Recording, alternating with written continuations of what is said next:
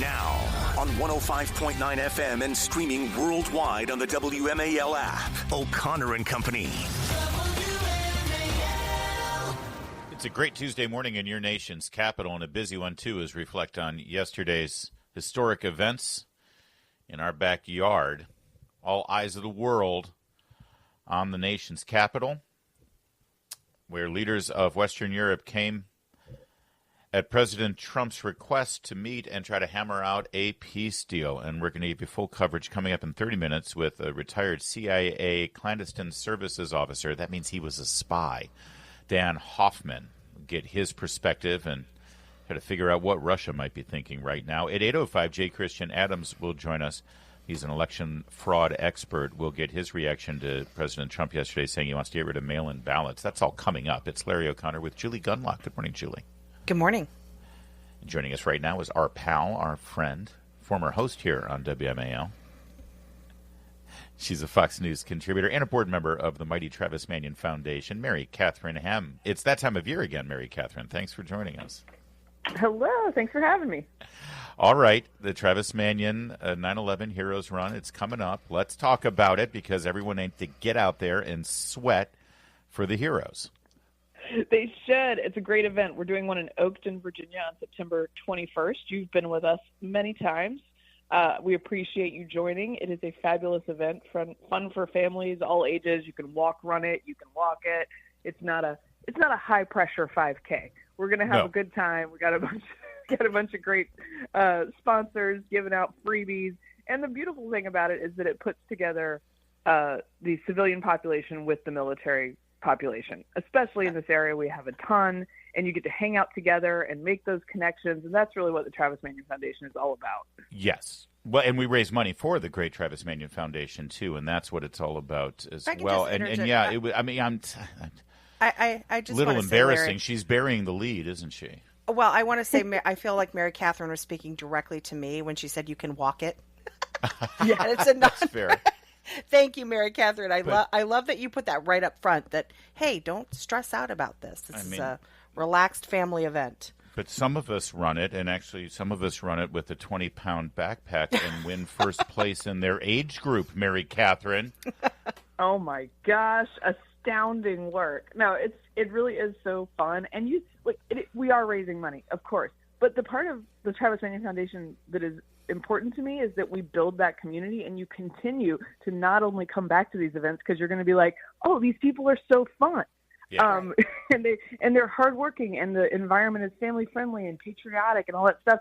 And so you keep coming back to this stuff, which then, also raises a little more money so that we can keep helping families of survivors of families of fallen, and the veteran community and people in our civilian community as well.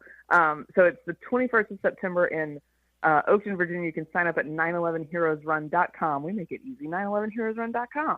Yep. That's the September 21st in Oakton. Now, there's also September 20th in Quantico if you're closer to Fredericksburg. Yep. And here's the news. And last year was great. The Oakton run was great. Mary Katherine was there. You talk about celebrities. Mary Katherine was there. Katie Pavlich was there. Our own Corey Inganamore. Well, I guess he's not our own anymore. He's over at Town Hall. He left WMAL, but he was a blast. I was there. But I'm not going to be able to make the Oakton. That weekend, I'm out of town.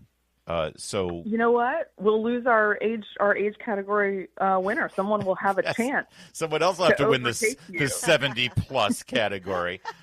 But I will commit to this. I will do the Annapolis run. The Annapolis run is always special because, of course, Travis Manion is a graduate of the Naval Academy. He became a Marine Corps officer and was a casualty in Iraq. That's why his sister has put together the Travis Manion Foundation. So I'll do the Annapolis run. That's Sunday, September 14th. So there you go, everybody. You've got three choices here. I know Mary Katherine wants you to come out to Oakton because she'll be there for that one. That's in her backyard. But you've also got Quantico on the 20th, and you've got Annapolis on the 14th, and I'll be at the one in Annapolis. Mary Katherine, are you having fun commenting on the news these days? It is really remarkable to see what Democrats have done because they're literally defending criminals. First they said there is no crime in D.C., and then a week later they said, oh, yeah, but Trump's not really focusing on the real crime in D.C. So wait, I thought there was no problem. No, yes. It's wild to watch. It's wild to watch the difference between local coverage and national discussion of this issue. Because local coverage, I was just watching ABC7, and they've got a nice little segment where someone goes and talks to a restaurant owner, and the restaurant owner says, "Yeah, I had all my servers and stuff quitting because their cars get broken into every night, and they have to pay what they just made at this job to fix their cars. And we're really hopeful that the National Guard and this increased presence will prevent that from happening so that my business doesn't get this bad reputation." And I was like, so interesting. So interesting how that causes problems for, by the way, an African-American business owner who's trying to make his way in the world, who's trying to give jobs to other people. Yeah. And if you increase law enforcement presence, as long as they are acting responsibly, look at that. It does make a difference. You got video of people walking around Navy Yard and they're completely, unbothered, which is not what Navy Yard was a week and a half ago. Right. No. Mary Katherine, another local story that actually has been covered nationally, but the Loudoun County Public Schools have decided to suspend those boys who were filmed in their locker room by a girl who identified as a boy, so she's allowed to go into any bathroom she chooses to. But what are your thoughts on that? I mean, I can barely contain my rage, but what are your thoughts on this? No, someone tweeted me the other day, and I don't know who it was, but I'm going to copy them and say, does Northern Virginia identify as San Francisco? Because that's perfect. It's a trans region. What the Northern Virginia schools in these like hyped up, affluent, formerly very respectable public school districts have done to parents since 2020 is absolutely insane. And this is just another installment. They were filmed. They were victimized. Yes. But because they are lower on the oppression ladder, of course, they're young men. You can't get up that oppression ladder. Right. They get punished. It is absolutely insane that a young woman was in there with them to begin with, that she filmed, that they are punished, that every level of authority thinks this is fine, except for, by the way, Nick Minock, this great local reporter who stays on this stuff like crazy. I also think, in addition to making you're waking up, the sleeping wild animal that was the Northern Virginia moms again, who, by the way, delivered the state to Youngkin. I don't know why you want to do that again, but people are going to get mad at this. They want protections for their children, and guess who doesn't even answer questions about it? That's Abigail Spanberger, the alleged normie that is running for the Democrats in Virginia. Sure, you can say you're a normie, and she talks a better game than a lot of Democrats do, but if you can't answer questions on this, you aren't normal. Thank you. And I mean, we only have a minute left, but they keep referring to her as a moderate and a pragmatic and a not a crazy liberal. But I can't for the life of me come up with 5, let alone 3 issues where she differs from Gavin Newsom or J.B. Pritzker or Kamala Harris. Yeah, someone tell it's not just wearing Talbot's clothes doesn't make you normal. Quite the opposite. Perfect. It's totally true. No, she's trying to mimic it, but if you can't do the bare minimum, which is answer on this 80-20 question, you're not normie. Well, and that's why she canceled the debate. She didn't want to have anything to do with it. All right, Mary Katherine Ham. By the way, are you going to be rebranding yourself the way MSNBC just rebranded? Are you going to have to come up with something? You know what? I don't need to, and it would be very unsuccessful as theirs is. There you go. She is who she is. She's the hammer. All right. Once again, Travis Manion Foundation 9/11 Heroes Run. I can't believe it's September already. I know. It snuck up on us. September 21st in Oakton, Virginia, September 20th at Quantico, and September 14th, I'll be sweating with you in Annapolis. And what's the website once again to sign up? It's 911heroesrun.com. Come out. You will not be disappointed, and your kids will learn a bunch about the things that we should not forget. Amen. So thanks, Mary Katherine. Always good to talk with you. All right. Have a good one, guys. 7:15 now. WMAL, making sense of the news. Live from the Home Paramount Pest Control Studios. Home Paramount, the leader in pest control since 1939. We have referred to this individual named as Jack Schlossberg as the DNA lottery winner. He has no discernible skills whatsoever, nor intellect, nor any sort of charisma or reason for being on our public radar other than the fact that he happens to be the grandson of President John F. Kennedy. And that's it. He's Caroline Kennedy's son. His name is Jack Schlossberg, and he has to be a part of our life for some reason. But I have to say, his antics on social media, including a video that he posted mocking Melania Trump that we're about to play for you, it makes this guy makes Hunter Biden look like an elder statesman, like, the grown-up in the room. I worry and wonder if Jack Schlossberg is walking down the same route that we're going to have a scandal with regard to his laptop at some point soon. This is the problem when you grow up as a privileged child of political entities. Here he is. Before I play this for you, I want you to know that Chuck Schumer has recently nominated this guy and put him forward to be on the America 250 Commission. Yeah. This is Chuck Schumer's choice to be participant in the celebration of the 250th birthday of the Declaration of Independence. Yep. And so here he is. He put on a fake blonde wig to pretend to be Melania Trump. By the way, she's not blonde, you moron. You can't even get that right. And decided that it was worth making fun of Melania Trump for handing a letter to Vladimir Putin about, take a listen. Dear President Putin, every child shares the same quiet dreams in their heart, whether born randomly into nation's rustic countryside or magnificent city center. They dream of love, possibility, and safety from danger. As parents, our duty is to nurture next generation hope. As leader, the responsibilities to sustain our children extend beyond the comfort of a few. Undeniably, we must strive to paint dignity-filled world for all, so that every soul may wake to peace, so the future itself is perfectly guarded. A simple yet profound concept, Mr. Putin, as I am sure you agree, is that each generation descendant begin their life with a purity, an innocence, which stands above geography, government, and ideology. Yet, in today's world, some children are forced to carry a quiet laughter. All right, enough. Okay, enough. I tried to It's get so through gross. I mean, it goes honestly, on for 2 minutes. He's so grotesque because he's actually making fun of something that is so horrible that's happening over there. Children being stolen from their families. Yeah. He's reading the actual text of the letter, which is a beautiful letter. Yeah. Where's the comedy here? He's unhinged. And I truly, if you look at the comments on the social media post on this, people are like, half the people are outraged. The other half are like, I hope someone's looking out for this guy. I hope that, this is a person in crisis. This is a cry for help in certain respects. And again, Schumer should pull this guy immediately. If he weren't, by accident, a member of the Kennedy family, no one would care who this person is. He is a nutbag. And he's again, increasingly erratic on social media. Yeah, but this act of compassion on the part of Melania Trump, this beautiful letter that she wrote, it's unprecedented. This really doesn't happen very often.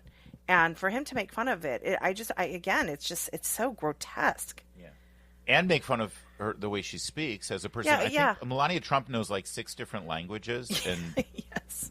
He's like making fun of the fact that she has beautiful English but speaks with a slight Eastern European accent, which many people would consider kind of hot. The other Kennedy, sort of Kennedy adjacent, that has been in the news is Chris Pratt. He's married to Arnold Schwarzenegger, his daughter, and who's Maria Shriver. You get it. I don't need to explain this. Anyway, Chris Pratt went on Bill Maher's show and talked about his relationship with RFK and was so respectful, said RFK is wonderful. They keep things strictly to family matters. They have a great time. So respectful, so sweet. So at least some Kennedys have sort of maintained their marbles, if you will.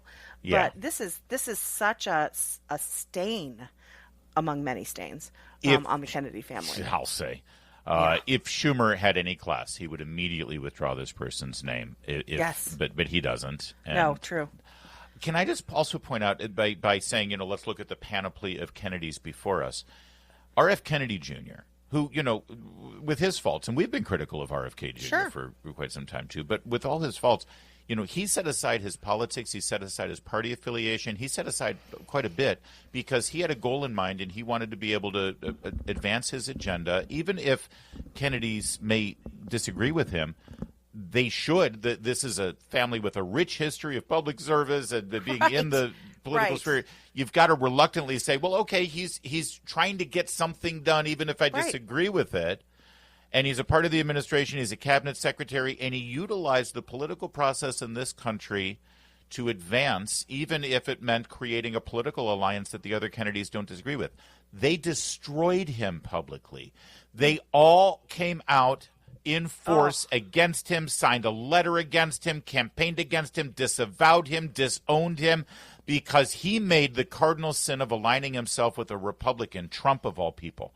They're saying nothing about this guy. Right. They say no, they're circling the wagons to protect him, just like they circled the wagons to protect the rapist down in Florida and the murderer, Uncle Teddy. They'll protect all of them, but they throw Bobby Kennedy under the bus. Where is Caroline Kennedy? This is her son and her husband Schlossberg. Where is she? This kid, he's not a kid. What is he, 30-something? I'll answer where she is. You know where she is? She's yelling at Rick Grinnell because he's trying to make changes at the Kennedy Center. How dare you? Yeah. Our name is on that building. Honey, this is your son.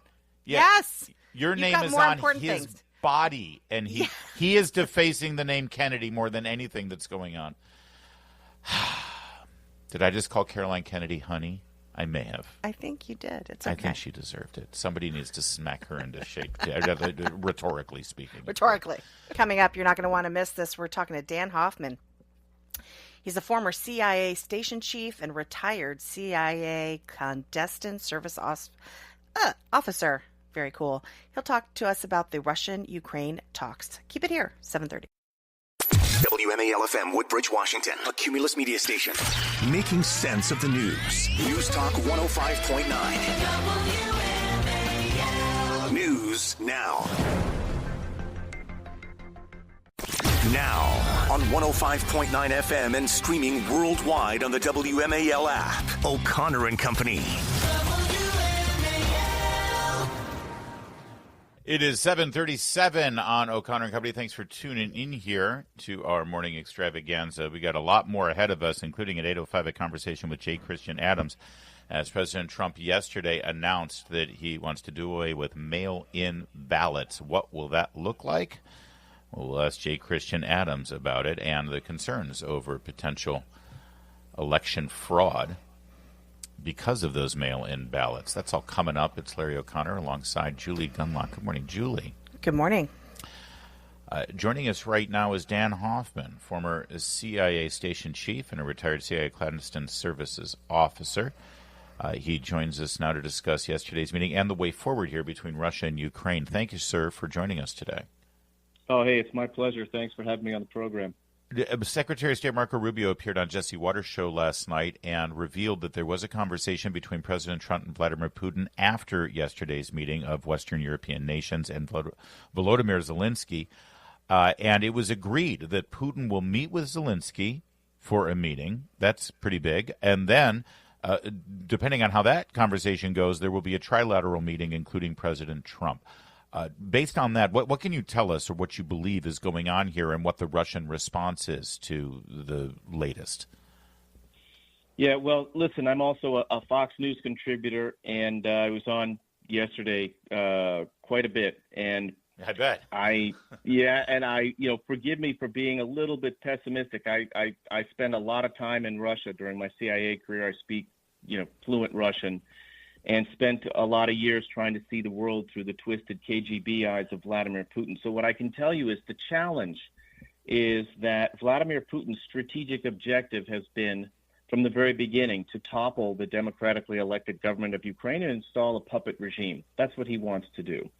And there isn't any evidence to to the contrary to this point. In fact, he's been raining down hell on Ukrainian civilians this week, just last night and the night before, massive drone attacks and ballistic missile attacks. And so the conversations are good in and of themselves. Yesterday's meeting was a great success for collective security. Kudos to the president for rallying all of our European stakeholders. I think it's the first time that's ever happened in our history, where we had so many of them at the White House at the same time talking about the most destructive land war in Europe since the Second World War. But we are way closer to the beginning of ending this than we are, I think, to the end, I'm sorry to say. No, I appreciate that, because I think we do need to not sugarcoat what's going on. And we have seen that in some of the commentary on this. But there are security guarantees. Obviously, Trump has indicated that European nations will take up the bulk of those peacekeeping forces. But do you think they actually will? Do you think or will it require American forces? Well, I don't think we want U.S. forces deployed forever to Ukraine. Sure. We want to solve the war without having to do that. And we'd like to solve it without Europe having to deploy 100,000 troops. I mean, that's not good for anybody. The first challenge is that we failed to win the war when we could have. Back when Putin first invaded, the Biden administration never gave Ukraine what they needed when they needed it. We never deterred Russia in the first place. And so what it really means is that we need to strike a good deal. If it's peace at what price? I feel pretty strongly, based on the military analysis, and if you look at General Keene's assessment, he'll tell you that there's this 30-mile fortress belt in the Donbass. Russia wants the territory in the Donbass because they want to control that piece of territory. They've been fighting for Pokrovsk, which is about 40 miles southwest of that fortress, but haven't taken it yet. But if Russia did take that, they would not only overrun Ukraine's defensive positions, but the rest of Ukraine is pretty flat, which would give Putin the chance down the road to launch an invasion. But they would also force 250,000 Ukrainians to leave their homes. And I just don't think that's a long-term viable for any security guarantee to Ukraine. Like, if you give all that up, good luck trying to defend Ukraine. Yeah. And guarantees are ephemeral.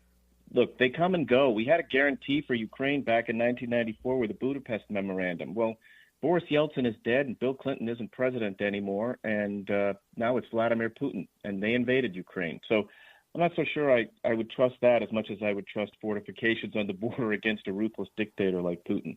We're speaking to Dan Hoffman, and I'd be one of the people that has sugarcoated this, because I saw yesterday as a hopeful step forward, because we had 3 years of the Biden administration basically saying Putin is Hitler. He's an authoritarian. As long as it takes, no matter how long it takes, we're going to continue to support the Ukrainian effort until Russia completely retreats 100%, including the Crimean Peninsula, which Barack Obama shrugged and didn't do anything about when Putin rolled in. And then they upped the ante and said that they have to have regime change in Moscow. So Putin has said none of that was going to happen. So, I mean, I guess I'm asking Mr. Hoffman, what is the alternative? If yesterday wasn't a positive step forward and some sort of peace negotiation can be achieved here with our European partners taking most of the high-risk stakes in this, since it's happening in their backyard, what is the alternative? What would you suggest? So listen, yesterday was positive. I'm just saying that solving this is extraordinarily complicated. And where you want to be careful... No, you have no disagreement here. I think everybody can... Obviously, it's complicated. Yeah, for sure. What you want to be careful about is rewarding Russian aggression. So it's not okay that Russia launched a barbaric invasion of their neighbor. I agree. But I understand, and no one wants to reward that. I'm asking how do you achieve peace and not reward Russia? I'll get to that right away. I'm just telling you why the status quo is not a good idea and why we want to be careful about what we give up, because China's watching. If it's okay, they're going to... I understand that. The only reason I keep pushing back on that is because by suggesting that, I don't want anyone to think that that's what I'm proposing as well. Understood. The key to getting a good deal, in my estimation, is leverage. And we haven't used all of our leverage. Germany hasn't given Ukraine the Taurus long-range missiles. We have $300 billion of Russian frozen assets, central bank assets, and we haven't done anything with that. We've been using the interest, not the principal. We're talking about post-war reconstruction in Ukraine. Who's going to pay for that? I would have absolutely favored secondary sanctions on Russia. Give Ukraine more military equipment to demonstrate to Putin that his war is even more of a loser than it's already proven to be. But if we don't use our leverage, we don't get a good deal. That's what I would say.